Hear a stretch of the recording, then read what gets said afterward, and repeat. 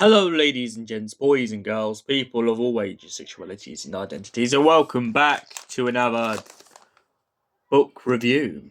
Well, more of a comic book review, but that's subjective, isn't it?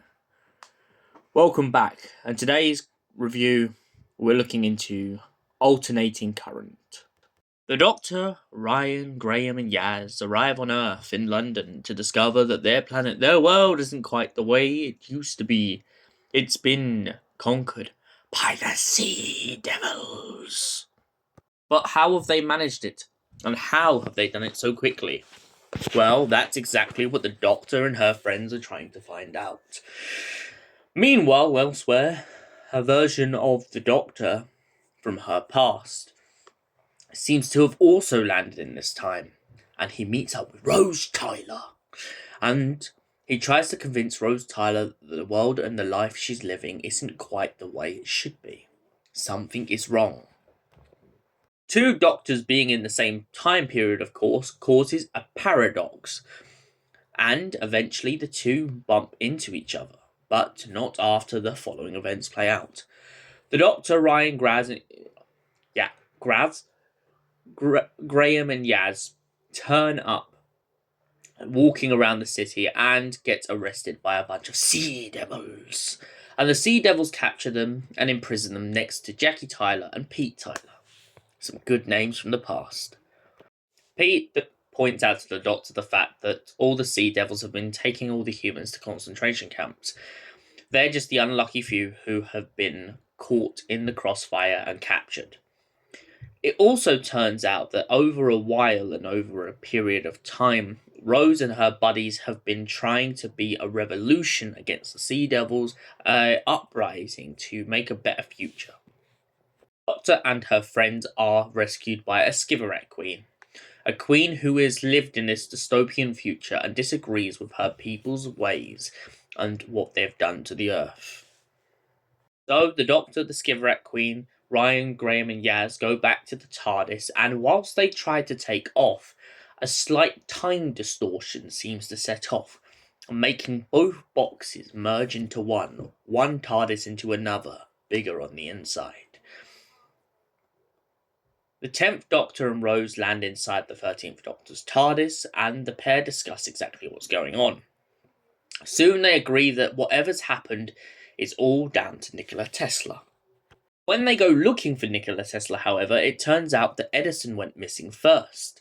And it also turns out that whatever's happened to Thomas Edison must have happened to Nikola Tesla.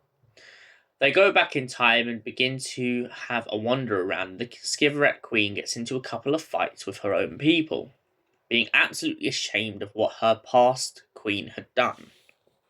They find the Skiverette ship and of course set it to self-destruct, making sure that it goes up in a big, big boom. Sadly, the Skiverette Queen sacrifices herself, making it inevitable that the Doctor will not be able to save her. When the Doctor goes back to her other self and discusses it, the pair of them have a heartfelt conversation and try and set everything back in motion. Once back to the present, the two go on a separate journey. The 10th Doctor back to his TARDIS and the 13th Doctor back to hers. Whilst the 10th Doctor goes off with Rose, he begins to discuss the fact that she can live back in her present day, live the life she never got to live.